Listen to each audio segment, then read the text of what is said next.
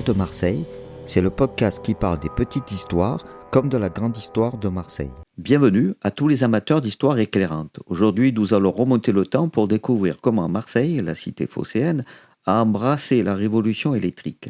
Préparez-vous à une histoire pleine de rebondissements, de rivalités et d'innovations brillantes, le tout sous le soleil méditerranéen.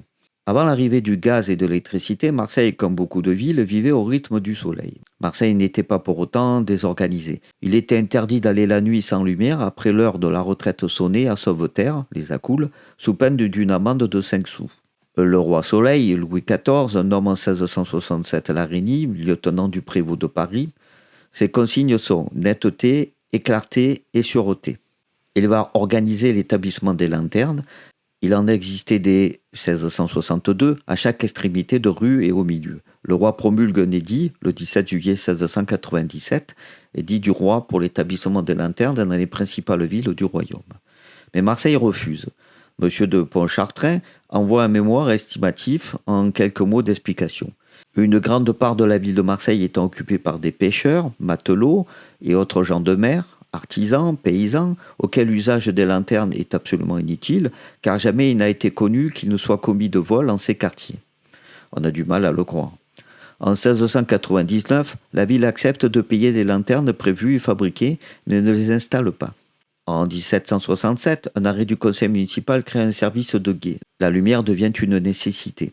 En 1784, un projet d'éclairage va être dressé, car il est reconnu que la clarté des rues deviendra sûreté. Le 17 septembre 1785, 693 lanternes toutes neuves attendent l'inauguration. En 1818, dans la cour de l'hôpital Saint-Louis, s'ouvre la première usine à gaz à Paris. À Marseille, un essai timide de gaz à la Rutière et à la place du Grand Théâtre en 1833. En 1835, le gaz fait son entrée à Marseille. Sensible aux possibilités offertes par le progrès, le maire Consolat convoque une commission municipale le 5 janvier 1835. Elle déclare qu'il faut changer le mode d'éclairage des 1059 lanternes existantes. 3 compagnies se lancent dans une bataille acharnée pour éclairer la ville. Philippe Mathieu de Lyon, Denré Folch et compagnie, et Abraham Cohen pour la compagnie impériale et continentale de Londres. Cette compétition donne lieu à des scènes cocasses, comme le raconte le poète marseillais Victor Gélu, qui se moque des compagnies accusées d'empoisonner la mer avec leurs résidus. Durant toute l'année 1838 et une partie de 1839, le sol de Marseille, dans les principaux quartiers, a été bouleversé par 3 compagnies d'éclairage au gaz. Chacune de ces entreprises a fait pratiquer des tranchées particulières pour ses tuyaux. La compagnie méridionale européenne a établi son usine sur le boulevard des Dames, tout près de la tour Sainte-Paul, carrefour boulevard des Dames République. Les pêcheurs de coquillages prétendaient que le résidu de cette fabrique, à résine, coulant vers la Joliette, avait infecté l'Anse et toutes celles des environs, de l'Ours notamment, au point que le poisson en aurait contracté d'abord un goût de résine fort désagréable, et puis qu'il aurait fini par abandonner tout à fait nos parages. Imagine-toi que dans les grands quartiers, il y a des tuyaux enfouis sous 6 pans de terre, des franciaux, des brigands fabriquent la drogue secrète. Son jus, le long de la muraille, crache plus noir que le charbon, puis la mer le recueille, et si des remparts aux infirmeries, le lazaret, tu attrapes un poisson, c'est un fumier. Il va tout empester, ce gaz.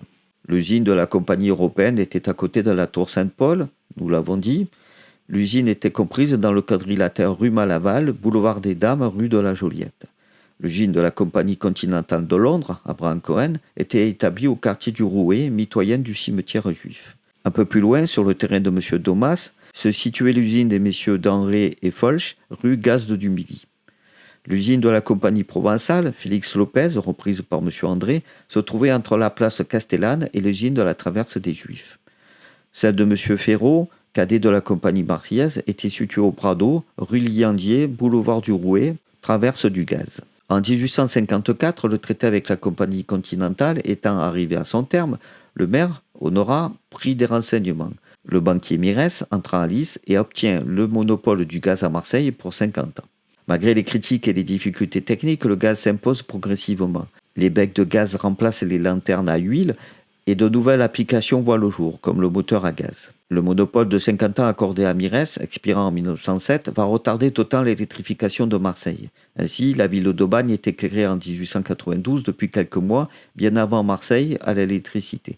Tous les établissements publics et de nombreux particuliers ont adopté le nouveau mode d'éclairage. En 1880, le phare du Planier est le premier à bénéficier de l'éclairage électrique à Marseille, lui donnant une portée de 32 km. En 1882, c'est au tour de la Canebière et de la rue Noailles d'être illuminés par 22 lampes électriques, une première pour la ville. C'est le directeur des Hauts Fourneaux, M. Couture, qui passa un traité avec le maire Brochier pour cet essai en grand de l'éclairage électrique des rues Canebière et Noailles. Malheureusement, cette expérience est de courte durée. La Société du Gaz, craignant pour son monopole, fait pression et l'éclairage électrique est abandonné après seulement 3 ans. La Société du Gaz poursuit ses installations électriques en créant au 33 de la rue du Pavillon une centrale de 40 chevaux destinée à fournir l'éclairage aux cafés et restaurants de la Canebière. En 1894, un nouvel accord est signé entre la ville et la Société du Gaz pour réaliser l'éclairage des allées de Mélan, des Réformés, du cours Belzunce, de la rue Colbert, de la place centrale, place Sadi Carnot, de la rue de la République et du quai de la Fraternité avec 50 lampes à arc, un contrat pour 10 ans. Les microcentrales qui alimentaient ce mini-réseau étaient celles de la rue Pavillon, une aux 3 boulevards du Musée, boulevard Garibaldi, une aux 58 rue de Rome. Une usine fut également créée au boulevard de la Gare du Sud, avenue Cantigny. Pour la petite histoire, la tension idéale était de 55 volts continus pour ces lampes à arc. Plus tard, pour économiser un fil, on fit des alimentations à 2 ponts, soit 2 fois 55, soit 110 volts. Ce qui fait que lorsque l'on remplaça l'arc par la lampe à incandescence, elle adopta le 110 volts et non le 100 volts. La lampe à incandescence avait débuté à Marseille en 1887 au théâtre municipal, 300 lampes d'un seul coup. Elle n'avait mis que 10 ans pour venir des États-Unis où Edison fit sa mise au point pour l'éclairage des rues de New York, 1400 lampes. Au début du XXe siècle, l'électricité s'impose comme l'avenir de l'éclairage. 2 compagnies se disputent désormais le marché marseillais, la Compagnie d'électricité de Marseille, la CEM, et la Société du Gaz et de l'électricité de Marseille, la SGEM. L'an 1900, c'est aussi la convention du 3 novembre. Le tramway passe de la traction animale à la traction électrique. La concurrence féroce entre les 2 compagnies entraîne une modernisation rapide du réseau électrique marseillais. Des centrales électriques sont construites, dont celle du Cap Pinède en 1906, un véritable exploit architectural pour l'époque. D'une part, la Compagnie de l'électricité de Marseille, avec à sa tête M. Azaria. D'autre part, la Société du Gaz et électricité de Marseille, alliée à l'énergie électrique du littoral méditerranéen, avec M. Ador. En 1909, l'école d'électricité industrielle de Marseille délivre ses premiers diplômes d'ingénieur électricien. Le 31 décembre 1924, la fusion des 2 compagnies donne naissance à l'électricité de Marseille. Cette fusion marque le début d'une nouvelle ère, celle des grands réseaux et des projets ambitieux.